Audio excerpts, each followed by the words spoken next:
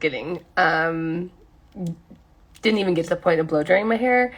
I really wanted to try to be on time. And if I started blow drying, then I had to finish the whole process, right? I mean, you can tell I could literally give no flocks. I literally have like the tag hanging out of my flour sack towel. Okay. Hello, everyone. My name is Pecuchiol Boyd. I'm the owner of the amazing organic medical grade skincare line, Bacochial Organics. It's actually the only organic medical grade skincare line in the United States. And today we're going to talk about spring skincare. Okay, so the biggest thing, I have everybody's questions written down. So here's the dealio, Ruski, with transitioning into spring skincare. I bet a lot of you have noticed that you're starting to break out a little bit, that you're starting to get some congestion, you're starting to break out. The skin does not like seasonal changes. It's when the skin is going to struggle if you don't like have other skin, like even when you have like perfect, amazing, fantastic, non-problematic skin, you notice the seasonal changes, and it's because it's the adjustment in temperatures. This is one of the reasons why when you go traveling, particularly with long distances like flying or even doing a long road trip, but you're jumping into different climates in different areas. And then when you get home, your skin kind of gets mad. It's not just the airplane. It's not just the air from the airplane. It's the fact that your skin doesn't really like these quick seasonal adjustments, and transitioning from season to season is one of those times. And you go from being like super dry and harsh in the winter to then spring coming along and things becoming more moist and more hydrated. So what you'll notice is you don't need as many hydrating products. So start listening to your skin. That's one of the reasons why I created the oils the way that I did. There's like, I didn't really focus as much on trying to get oil. I mean, I did, that's not true. I definitely wanted the oil to help with acne. But then I realized very quickly that the heavier oil is the most amazing thing for drier acne. But I wanted to create oils where one was for people who are more oily, that the oils dropped in really fast and didn't leave a residue at all. When people are transitioning from moisturizers to oils as their sole types of hydrators, they're not going to want anything left on the skin. A lot of people want to be able to put their makeup back on, put their makeup on right away and not have to wait for the oils to drop in. That's why I formulated lighter and heavier the way that I did. So lighter is very light. Truly, it's a very light oil. Heavier is more deeply hydrating without leaving a residue or anything like that on the face. Eye care oil, of course, is the most hydrating of all my oils, but then you also have the effect of it leaving a little bit more of a layer of oil on your skin. It's very nice and lovely. It doesn't feel greasy, but someone who is oilier is not going to like that. Same with someone who's really dry. Like for me, I can only use lighter oil in the summertime in the AM. Any other times of the year, I can still use it. If I want the benefits of it, I can use it. I love it. Her scent's my favorite. But for hydration purposes, she's not going to work for me the other times of the year. I need more hydrating things. So when it comes to spring, these are kind of the things that you want to pay attention to. Start listening and paying attention to your skin needing possibly less hydration. A lot of people will start using a hyaluronic acid serum in the fall and winter. You'll notice that maybe you don't need that hyaluronic acid serum anymore. Stop using it. You may notice that the oils you're using feel a little bit too heavy. No problem. Go into a lighter formulation. Your oils aren't going to go bad. Put them to the side. But go ahead and bump down. If you are using more like heavier hydrating moisturizers, get a less hydrating moisturizer. You want to cut out, if you notice your skin's getting a little bit more oily, which is what one of the questions was, you want to back off on your hydration levels. And you can do it with, I understand that waters and oils, so I don't want people coming for me and being like, well, oily is for this and hyaluronic acid is more for like dehydration. I get that. I understand that. But you can still back off on both a little bit. The second thing is that you want to start incorporating Tyrosinase inhibitors into your routine if they're not there already. So as many of you know, we've talked about, lighteners and brighteners and fading pigment, and it's huge for us. But another very key component into keeping your complexion even is using tyrosinase inhibitors. And what those are is they prevent the formation of pigment from happening. So tyrosinase is an enzyme that triggers the melanocytes to start producing melanin. And so what happens is when you're out and about, that's what gets the tan, right? When you're out and about and the sun starts touching your face, which happens, of course, more in spring and summer, it's going to trigger more tyrosinase activity. And what we want to do is suppress that. So I'm going to give you guys a list. I mean, there's tons of different tyrosinase inhibitors out there.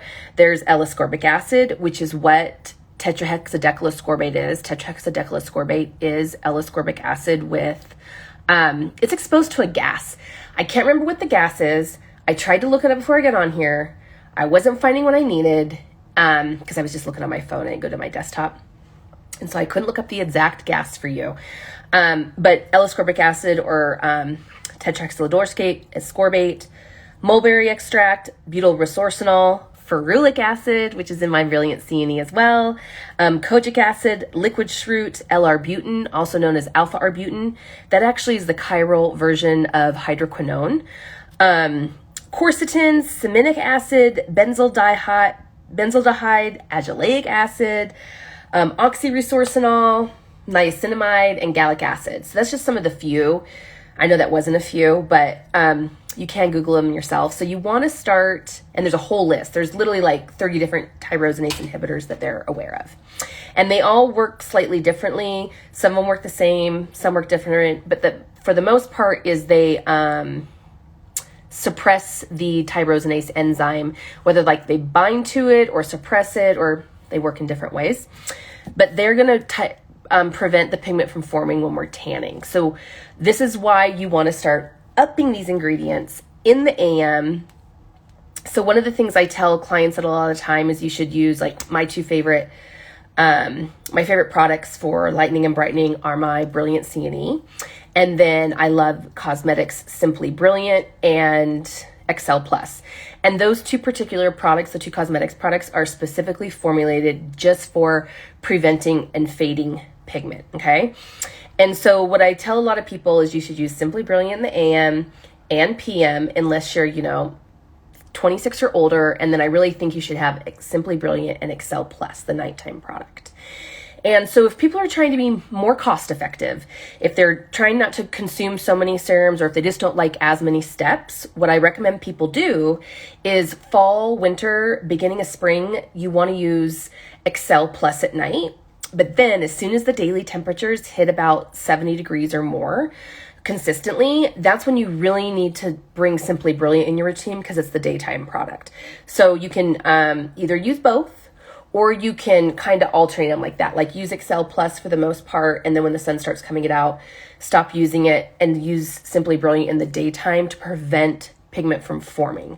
So typically when lightener and brightener serums are formulated, a lot of the times they're only formulated to lighten pigment that's already there, and you only use them at nighttime.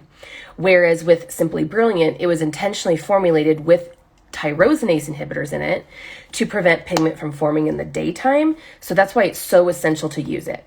Same with my Brilliant C&E. If you're not already incorporating Brilliant C in your routine, I highly recommend it because not only does it have one of the highest concentrations of tetrahexadecylascorbate on the market for your skin topically, but it's got the ferulic acid in it, which is going to prevent the pigment from forming. It's got the L-ascorbic acid that's going to prevent the pigment from forming. And then it also has the vitamin E in there. And vitamin E makes vitamin C work 8-fold better. So start looking at getting some tyrosinase inhibitor products. Just remember that if the lightener and brightener that you're getting does not say for daytime use, you've got to have the tyrosinase inhibitors on at the daytime, because what triggers them is the UV light, okay? So the UVs hit your skin, and that's what activates those enzymes. And so you're wanting to suppress that. So make sure whichever one you pick, if you don't pick one of the ones I recommended, that it is a daytime use product, because a lot of them are meant more for fading spots, not for preventing them. And remember, niacinamide was on that list. So if you are using like an L-ascorbic acid serum and you know for sure the pH is 3.5 or less, so it's penetrating well, and you're using a niacinamide serum, you already are using 2 tyrosinase inhibiting products on your skin already. Now, do I think you should add more? Yeah, I think you should add more. You only get 1 complexion, and the lower Fitzpatrick's, the lighter skin people, we don't age well. That's why the Asian population, almost all the Asian population is a Fitzpatrick 4. They also struggle with this drastically. Yes, the higher Fitzpatricks also struggle with pigment as well, but they're not, because they have more melanocytes in their skin, they're getting a little bit more protection from the sun than we are. The light is bouncing off of them, and the light is going through the skin of the lowers. So tyrosinase inhibitors, tyrosinase inhibitors, tyrosinase inhibitors. I'd start kind of adding them in the mid to end of spring if you haven't already, like if they're not already in your routine all the time. And then in the summertime, I'll do another live on that when it comes, but days where I know I'm going to be floating down the river or going for a hike and I'm going to be in the sun, I'll put a layer of my like Simply Brilliant on, and then I'll wait a moment, and then I'll put another layer of it on. Okay, the next one was about, and the thing that you do want to do is you're going to need to stop your retinoid use. So I know people who have been following me for a long time are fully aware of this, but the thing with retinoids is you cannot use them all the time. Your body will build up a resistance. They quit having the effect in the skin that you want them to have. And that is why they have different percentages, is because you have to slowly bump over time to keep the retinoic acid active in your skin. And the reason why I say retinoic acid is because all retinoids have to convert into retinoic acid to fit into the receptor site in your skin. So because of this, it makes the most sense to me for you to take a break in the summertime, because of the fact that retinoids, 100%, every single Google search will back me up on this, it makes you sun sensitive. It's going to make you more susceptible. And when I mean by being more sun sensitive is it's going to make you more susceptible to creating that pigment. It's not because it thins the skin, but partly what it does, it's not that it thins the skin. Retinoids don't thin the skin, but they do keep the skin more exfoliated, so that dead skin cell buildup that we start getting as we get older, that does give you sun protection. So if you're constantly keeping your skin really exfoliated all the time, you're not as protected. So that's part of it.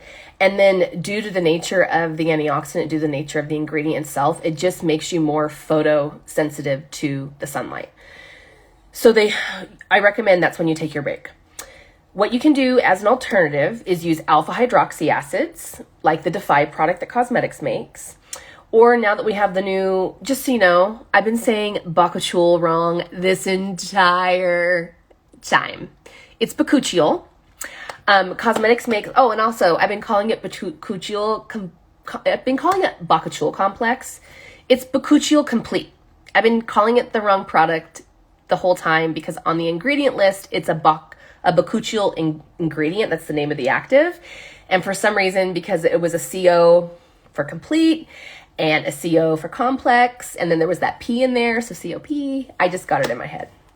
Anywho, any type of Bacochiol complex, whether it's the cosmetics Bacochiol Complete, the Bacochiol Complete, which I absolutely am loving, or if you see it in other lines, the beauty of this product is it functions exactly like a retinoid in the skin, but it doesn't make you sun sensitive.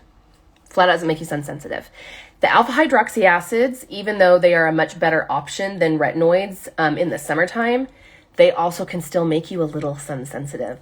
So that's why I feel at this point in time, with the new information that's come out and this newer ingredient that's popped up in our lives, Pecuchiol Complex, is it Bacochiol? I can't even remember this one, I'm so confused. Okay, so the Bacochiol nope, it's Pecuchiol. The Pecuchiol Complex is your best option during the summer months. You can also just not use anything. You can also just take a break, not use any alpha hydroxy acids on a nightly basis to stay exfoliated, not use the Pecuchiol Complex to stay exfoliated. But what I've found, it depends on the person. There's been some summers where I've taken a break and then I don't like how my skin is rebuilding back up. So then that's when I will start using the Defy And now I'll be using Pecuchiol Complex Complete. I'll probably actually stay on that product. But then there's also been summers where I've just taken a break and I didn't feel like I needed it. And I just left my skin alone and just exfoliated like once a week. So this is why I really want to encourage people as much as possible. You really need to listen to your gut and your intuition when it comes to your skin. Don't always get so systematic in your routine. Well, they told me to do this and then this and then this and then this. Sometimes you just need to listen to your skin and not use certain products. I'd say at least once a week. I literally will wake up and wash my face and just throw face oils on. And then that night I'll wash my face and throw face oils on. Like I won't do any other skincare routine. Your skin sometimes just wants a break too.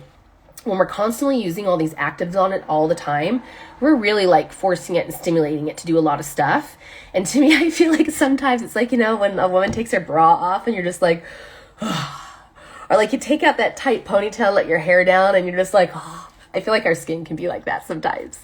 So yes, you want to not only back off on retinoid use, but you want to stop them completely. And I tell people to go off their retinoids once the daily temps hit consistently 70 degrees. Some people will say, well, crap, that's literally like 9 months out of the year for me. I hear you on that. So those clientele, I usually tend to wait till it's more like 73 to 74 degrees consistently. And then you really need to use lots and like sunscreens, hats. We have this constant battle between like wanting to keep our skin exfoliated and young and youthful and beautiful. But besides like growth factors and things like the things that keep it exfoliated, that speed up the cellular turnover, all those things make you more sun sensitive. So you got to keep that in mind. There has to be a happy median to where you're like, okay, I want to be as exfoliated and glowy as possible, but you can also kind of pay for that in the end later on down the road, because sun damage pigmentation can take 10, 20, 30 years for it actually to show up in the skin. It's not like all of a sudden when you hit 40, you start getting all these brown spots on your face because you didn't protect yourself that well that summer. A lot of it is all that damage is already down in the skin. It's there, it's waiting to come up. And then one summer you just had a little too much sun and they're all like pop, pop, pop, pop, pop. They were not all made at that time. They were already there. You just like gave them the perfect window to kind of introduce themselves to the surface of your skin. Okay, so the next thing I wanted to touch on, I loved how the questions pretty much lined up with what I was going to talk about anyway. SPF. One of the questions is SPF 15 good enough? Hell no. No. SPF 15 is not good enough. The thing with sunscreens is the lesser sunscreens. If you are a Fitzpatrick 4 or less, at least a 30, at least. And for me, as many of you know, I use a 30 every day in the winter. And then beginning when those daily temperatures start hitting in the 70s, and if I'm going to be outside, like I'm hanging out at home, I'm just going to put my 30 on. The lights, this ring light around me right now, that's causing my skin to age. It is the light rays that break down your collagen and elastin. The UVB rays, the ones that burn you, those are what create pigmentation. The UVA rays also create pigmentation, not as badly as the B's, but the A's absolutely do a little bit. But what they mainly do is break down your collagen and elastin. So this is why people tell you need sunscreen 365. On days that it is warmer and I'm going to be going outside, I layer 2 SPF 30s. Okay, I put on the Biossance one that I love so much, this one, and my Suntegrity 5-in-1. And then on days that I'm going to be like really outside, like floating the river, things like that, I'm going to be like out on a patio, maybe having a glass of wine with a friend or just having dinner by myself. I then will, because in the summertime at night, the sun's still out, I'll put on my Skin Better Science SPF 65. This is not as green of a product. It does have some silicones and pegs in it. But what I have found is that it is really hard to get a natural SPF above a 30. Once you start getting into the higher SPFs, if you don't want to do chemical, if you want to stay mineral, it's like you kind of have to choose. It's either you go chemical and have cleaner, greener ingredients, or you stay physical and have to have some, like, I've never seen a high one that didn't have silicone in it, sadly. I just haven't. There's a reason why these all natural sunscreen companies, these guys, like the natural ones, never bake above a 30. You can't even find a 35. So you're going to have to kind of, sometimes as you get older, you have to lighten up on shit. And I'm at that point where I'm having to lighten up on shit. Am I crazy about silicone being on my skin? Not really, but a little bit of silicone at this point, I'm pretty sure is better than skin cancer. And I don't wear the silicone every day. I keep it more as kind of like a specialty or a treatment product. So when you are more melanated, when you're a Fitzpatrick 5 or 6, you do not need as high as SPF. Do you need SPF? Absolutely, yes. Absolutely. But the thing is there's two different types of melanocytes. I can't remember the actual names of them. It's not like type 1 or type 2, or is it? It is actually. Okay. So you have type 1, which is like your brown and red melanocytes. And then you have your type 2, which is a blue-black melanocyte. Okay. So like a Fitzpatrick 1 basically is transparent. They have no melanocytes. They're not albinos. They're not completely lacking them. Like they still have eye colors and things like that, but they are completely see-through almost. Fitzpatrick's 2, 3s, and 4s, those are more your red browns. And then when you get into 5, 6s, 5, 6 is going to be a mix between the blue black and the red brown. And then a Fitzpatrick 6 is just straight up the blue black. So blue black melanocytes still can get skin cancer. It is a very rare type of skin cancer, and it only affects blue black melanocytes, but it absolutely can happen and does happen. I say if you're higher Fitzpatrick, you need at least a 15. As a 6, 15 is good, okay? But when you're Fitzpatrick's 1, 2, 3, 4, you need the protection. And I'd say like the lower Fitzpatrick you are, the higher SPF you need, but the whole SPF game in itself is really kind of BS and manipulative, which is why the FDA regulated it a while back. So the difference between like an SPF 15, so like let's say, I don't know these numbers for exact, please do not quote me on them. You can Google this easily yourself. I'm going to give the best example I can, okay? If I remember correctly, an SPF 15 gives you like a 93%. Everything has decimals, but I'm leaving the decimals out. So I think it's around like 93 or 94% efficacy about blocking out the sun. Jumping to an SPF 30, so from 15 to a 30, it literally only goes up 1.5 to 2% difference, okay? So you're getting more like, if it's a 94%, you're getting like maybe a 95.5% protection against the sun. And then a jump to a SPF 50 is still like 1% or less. It's not drastic. So the reason why the FDA regulated skincares back in the day, this was maybe like 10 years ago, there's nothing available on the market that can be above an SPF 50. The reason why this Skin Better Science one is an SPF 65 is because of the fact that it's a medical grade line. And under medical, like you can go to your pharmacist and get a sunscreen, SPF 75. I think SPF 75 is the highest one ever made. But the significance between 50 and like 65, 75 is decimal points. It's decimals, okay? So nothing is going to 100% protect you against the sun. With that being said, you really need to be more between 30 and 50. I don't think anybody should use anything less than a 30 unless you are a Fitzpatrick 5 or 6. And even then, they're absolutely still needing sunscreen. They're just not needing as high of a percentages because of their melanation.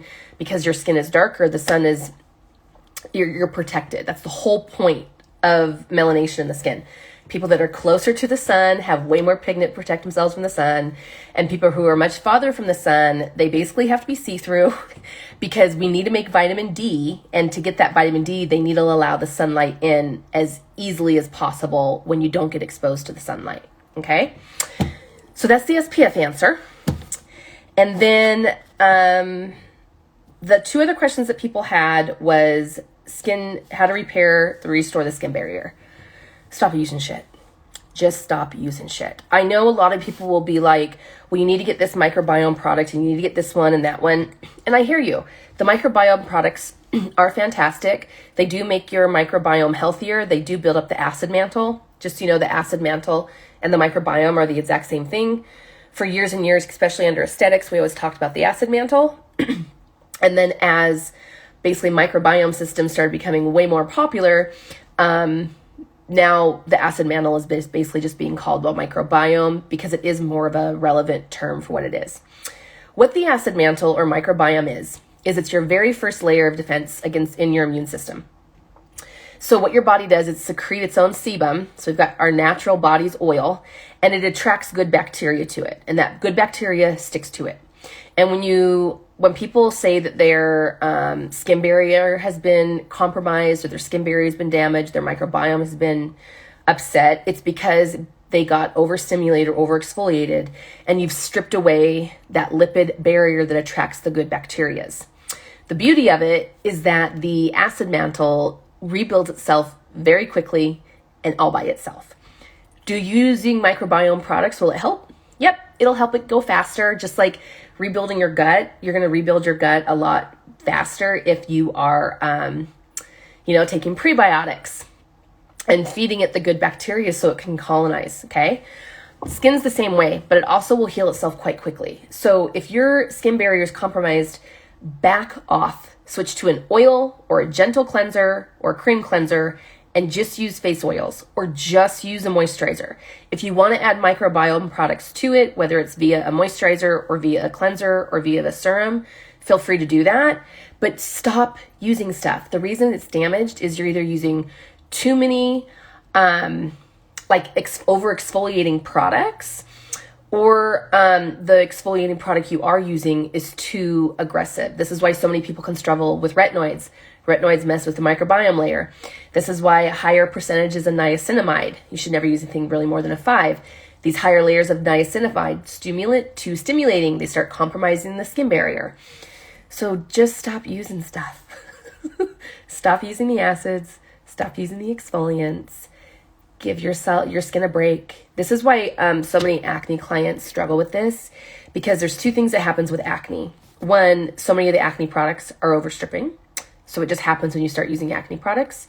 And two, sadly, when we have acne, I've been there, I had it for 15 years, we literally think we could just scrub that crap away. I'm going to put on this amazing clay detox sulfur mask, and when I wipe it off, I'm going to look like Cinderella. Nope, that's not how it works. You can't wipe acne away. It is a wound. It has to go through the wound healing process. Stop over-treating, basically. All right, and then the last question was, what order should I put my products in? So for the most part, every esthetician is going to tell you to go ahead and put the products on in the order of their thinnest to thickest. So the more liquid, thinner serums first, up to like the more heavier serums, okay? So for me, I also follow this policy. But like, for instance, what do you do if you have two serums that are almost the same consistency? So like for most skincare routines, if anybody's using like at nighttime, if they're using like Excel Plus and then like a growth factor like Cell ID or the AQ Active Serum that I recommend, they're both kind of the same consistency. So what I do is I always put between the two, I'm going to put the lightener and brightener on first. And then I'm going to put the growth factor over the top. For instance, though, like Skin Better Science, they make this Even product, which is a lightener brightener, but it is in a MCT oil base, okay? So it's in this caprylic, which is like made into a cream. This product, because it's more like a lotion, I tend to put this one on last. So like at nighttime, I'll put Excel Plus on, then I'll put my AQ growth factors on, then I will put my retinoid on, which I actually have been using this for the most part, the Bacochial Complete product. And then I'll put, I put Brilliant C&E on, and then I put this one on over the top of it. Because this one's made out of refined oils and not unrefined. That is why I put my oils on first, because these are more nutritionally dense. Unrefined oils are more of in regards to, the antioxidants and everything that's in them, even though they're not a serum, they are kind of like a serum. Whereas refined oils are more of like a hydrator. This does have an active in it. It's got that Pecuchiol Complex in it. So it's not just a hydrator, but this is kind of the order I put it in, like this. okay? And then I actually put this product on last because it's a cream. So pay attention to the thinness and thickness. And then if you have serums that tend to be the same thinness, again, listen to your gut, listen to your body, what you think it wants. The difference like between these ones, this one here is it has a little bit more alcohol in it because it helps with the delivery system to get it in. And this has more like a hyaluronic acid schlip.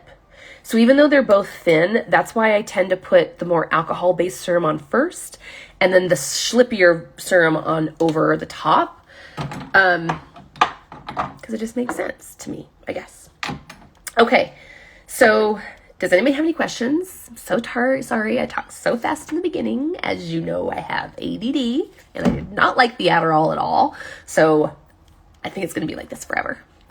Okay, is it completely necessary to stop tretinoin in the summer? My skin is finally getting used to it, and I don't want to start my process all over again. I 100% promise you, Laura, if you don't stop that tretinoin, particularly tretinoin, because tretinoin is the only retinoid that actually does thin the skin, I 100% promise you, you will have pigment issues sooner than you want to. It will create pigment issues. It will. Your best bet is to 100% go off of it. And so here's the thing. It finally got used to it. It's only a 3-month break. You're not going off of it for a year. You're not having to like start from scratch and go all over again. When you start back into it, you want to go slowly. So you're going to start using it 1 night a week, every 3rd night. And then after a couple weeks, every other night. And then after a couple weeks, every night. It will not be as hard to get back into it. You can choose to stay on it if you want to, but I am being 100% honest with you. Great skin at whatever age you are is not always worth the price when you get in your 40s and 50s. Because in the 40s and 50s, the pigment. If people could choose between like wrinkles and pigment, they will always choose the wrinkles over the pigment when you get older. So let's see what she said. But for example, what people will live in tropical climates do, they shouldn't use retinoids. Like people who are native to tropical climates have more melanated skin. So when light-skinned people are in tropical climates, I mean, think about it. When you look around, when you go out, for the women who have not had like the CO2 lasers and had a lot of work done, they got pigment issues. And one of the reasons why is because they were big tretinoin users and retinol users heavily in the 80s and 90s before we knew a little bit better. So I hear you, but we are light-skinned and our skin does not like the sun, and it really doesn't like the sun when there's retinoid activity being put into it every single night. Retinoids stay retained in the tissues for 3 days. So when you put it on at night and then wake up the next morning, even though you're not putting it on that morning, it's still retained in your tissues. It's still in there. That's why it makes you sun sensitive. So you do you, boo. But if you don't do, but if you want to keep using it when you're 40, you're going to be like, damn it, that woman knew what she was talking about, because it will create pigment issues for you. I promise you. Let me see if there's any more questions up here. Yeah, one person said fall in love with your sunscreen. You really, really need to do. Can you prep your skin for peels with the Bacochial Complete? Yes, 100% you can. 100%. It functions just like retinoids in the skin at the same percentage. So that Pecuchiol Complete is a 0.5. It's a 0.5. So statistically, it's exactly the same as a 0.5 retinol. It functions just like retinol does in the skin. Let's see. Let me just make sure I don't have any more questions up here. I don't think I do.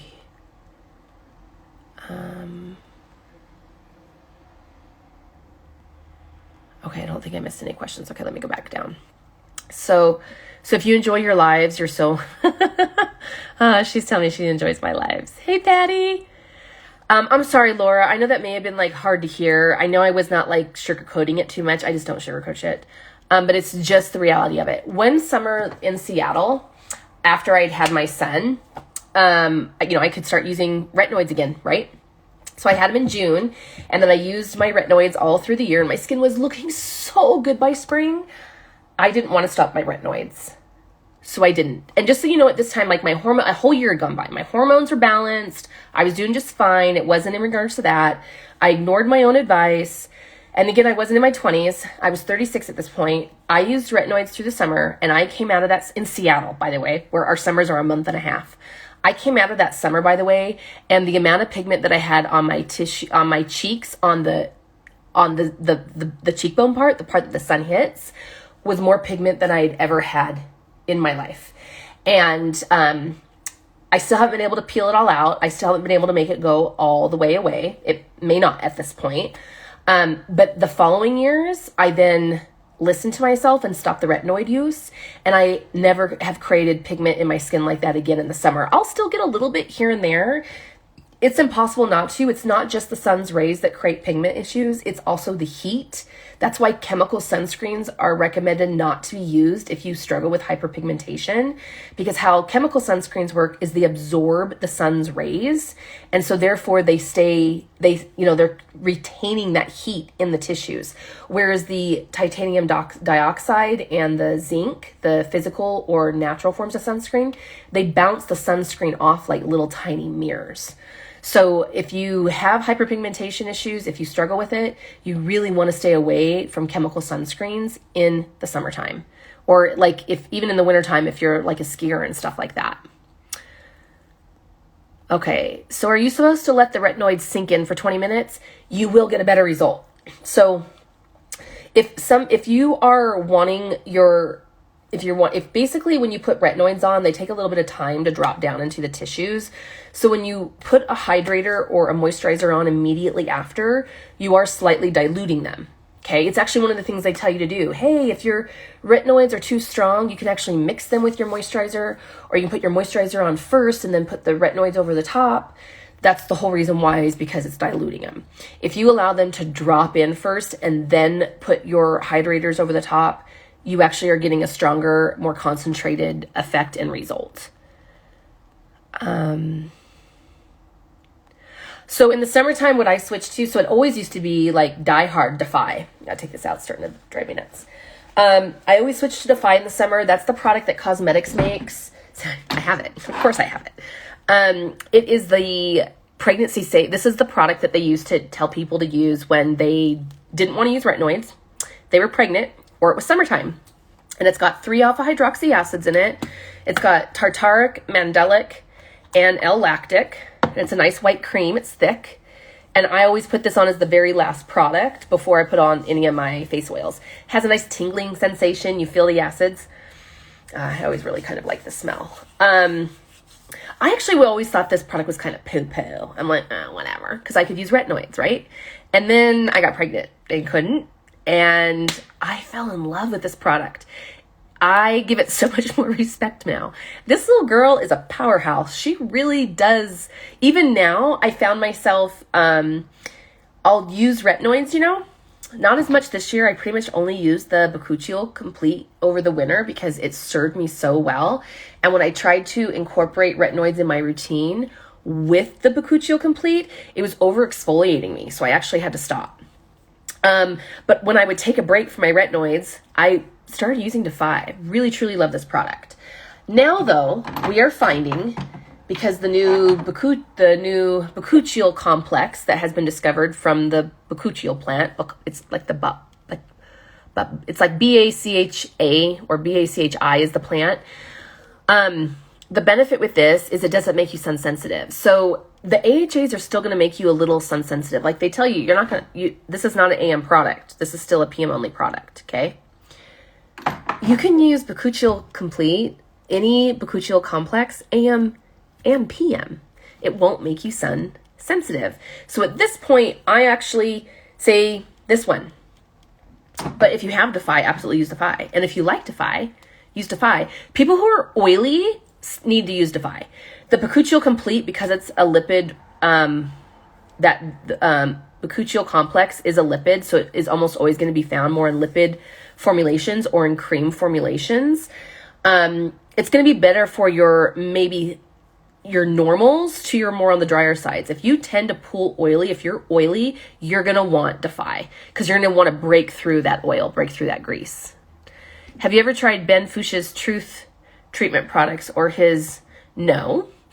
I will look into him. I've never even heard of him, to be honest with you. I'm not a big fan of devices. I think they're very gimmicky. Nothing is going to work at home at all as well as getting it done in practice. And the problem with a lot of devices, of course, I'm talking about this and I have even no idea what this device is. But the other problem with devices is because they're so weak, they're extremely high maintenance at home. So usually you have to do them like 5 times a week. Like for the new face device, you have to use that thing like 5 times a week for 6 weeks to get your results, and then you can do maintenance once a week. And I just find it's just not realistic for the lives that we live. But I will check out his stuff. I've not heard of him. What about a place that's sunny almost every day like Colorado, even in the wintertime? Okay, so that's how Central Oregon is. Like the winters here, it'll be cold outside, but it's a blue sky and really sunny. I use the SPF 30. I use Simply Brilliant and my Brilliant CNE every single damn day. I'm 43 years old. I can't tell you how much of your 40s you spend protecting your skin from hyperpigmentation creation. So you don't have the heat behind you. Retinoids are still going to be okay in Colorado because I get that it's sunny outside, but it's not hot.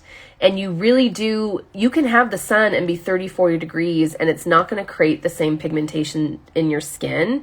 Like the skin's like, okay, I'm good with these types of UVABs, these UVA and UVB rays. I can handle these rays at like, at 30 degrees, 40 degrees, 45 degrees. Your skin can't handle it at 75, 80 degrees. That's when it starts creating the melanocyte get turned on and start craving protection.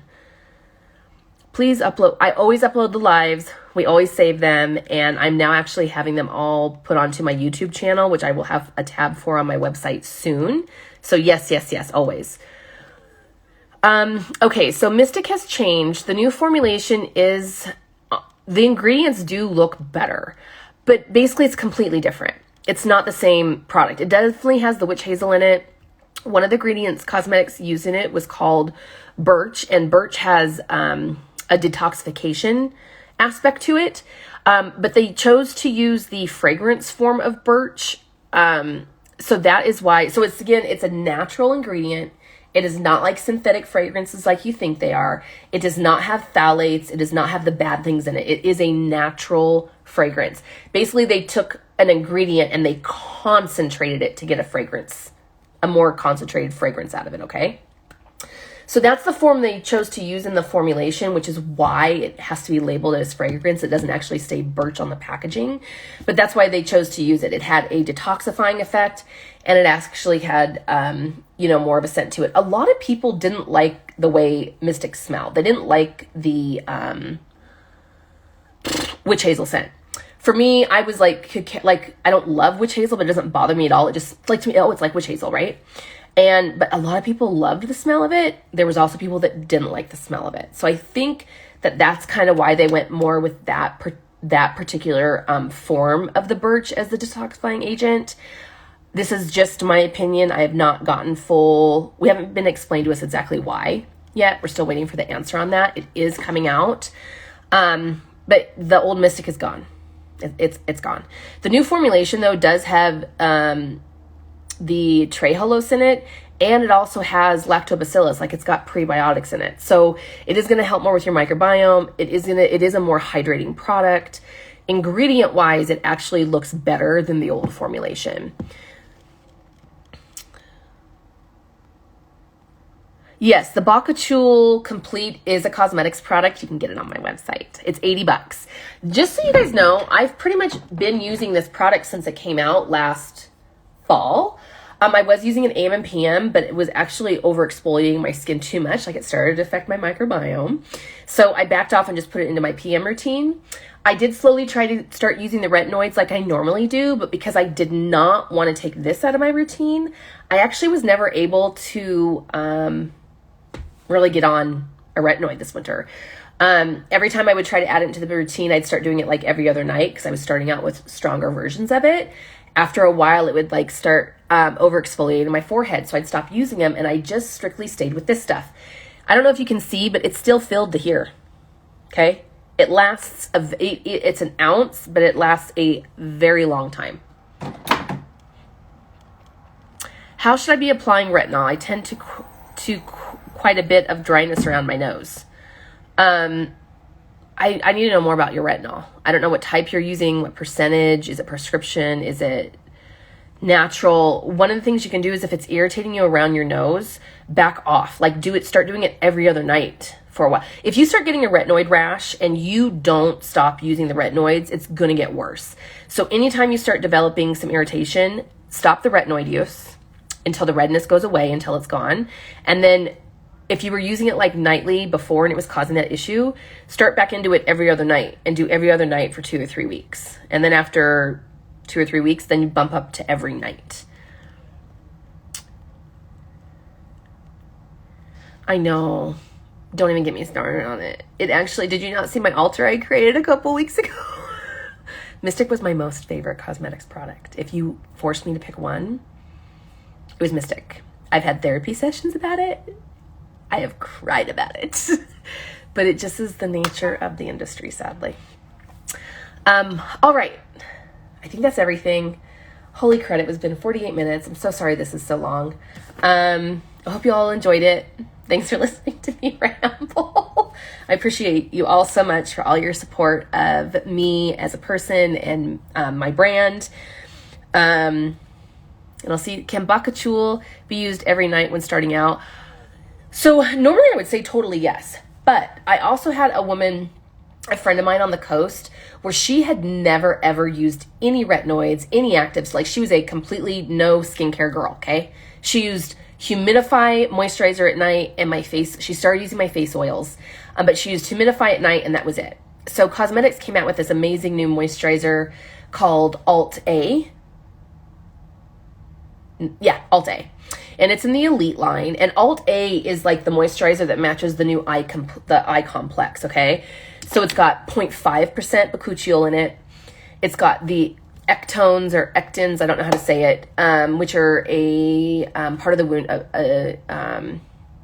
molecule that is triggered with the wound healing response. So it's very healing to the skin. It's got some other amazing things in it. It's a fantastic moisturizer if you love moisturizers. But I sold her that with the 0.5 Bacochiol complex in it. And she started getting a retinoid rash around her eyes. The reason why it was happening around her eyes is because she's just putting her moisturizer on. And if you're going to get a retinoid rash, it's always going to start in the crease of your eyes right here. Okay. It can happen in the nose like the other lady was talking about. It can also happen in the creases of your neck as you sleep at pools. It can also happen kind of right here, like places where it would pool. So like, more concentration is going to go to the corner of their eyes and it will start going around. So basically she got a retinoid rash from it. So now what I have people, if they're used to actives, you can start using it right away, nightly, no problem. I'd start maybe just using it once a day, and then after you've built up a little bit, then do it twice a day. Like when I went on it, I started using it AM and PM without skipping a beat and had no issues with it. I also use a lot of really amazing corrective skincare. But if the person who starts on it is highly sensitive or they don't use anything active, they need to... I would do the every other night thing. Okay. Okay, I'm definitely going to check out that. Let me write down the Ben Fuchs. Okay. Thank you all so much. Appreciate you all. Light and love to you. Mwah.